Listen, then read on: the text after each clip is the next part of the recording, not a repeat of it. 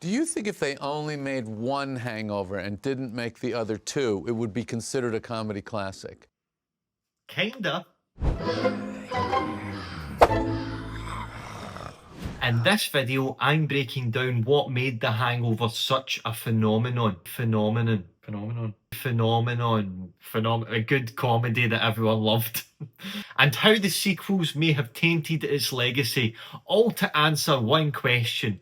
And I know he said it in jest, but was Seinfeld right? So what made the first Hangover such a hit? Honestly, it kind of snuck up on everyone. It was just 4 guys, a bachelor party, and the worst blackout of their lives. We're getting married in 5 hours. Yeah, that's not gonna happen. At the time, none of the leads were household names. Bradley Cooper was relatively unknown, Ed Helms was the guy from The Office, and Zach Galifianakis, nobody saw that performance coming.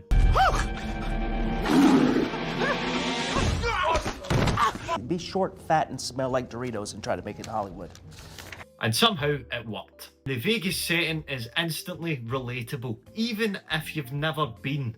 The idea of a night that gets wildly out of hand taps into that chaotic energy that we all secretly love. Plus, the movie has a genius hook.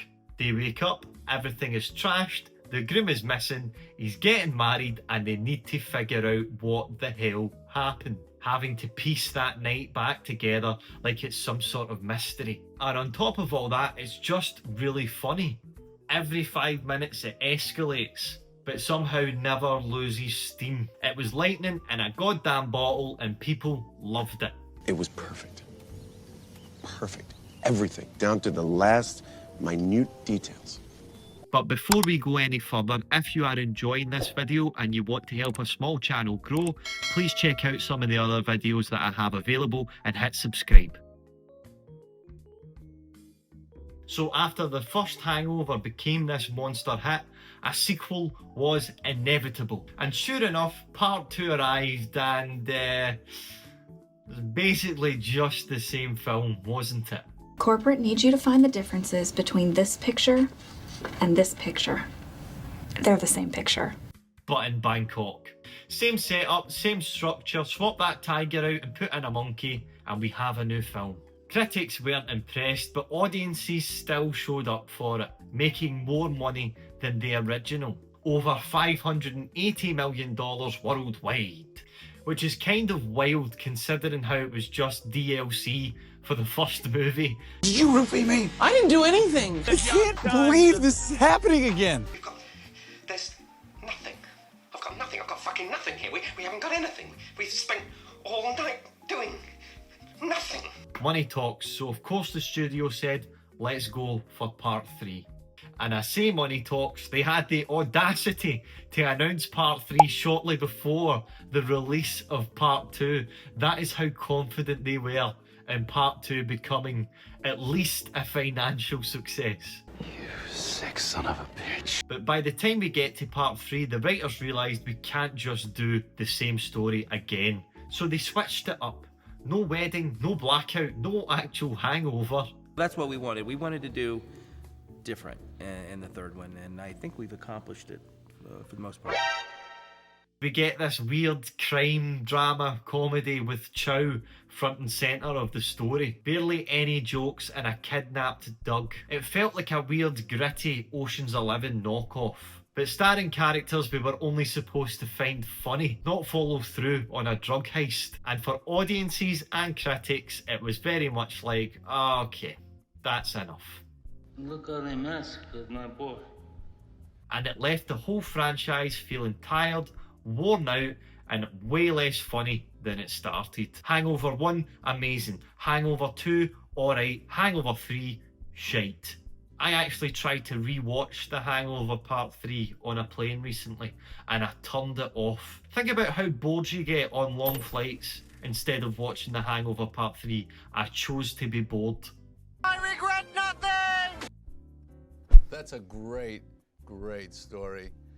Do you think that you destroyed what would have been a comedy classic by the cash grab of 2 and 3? So here's the thing.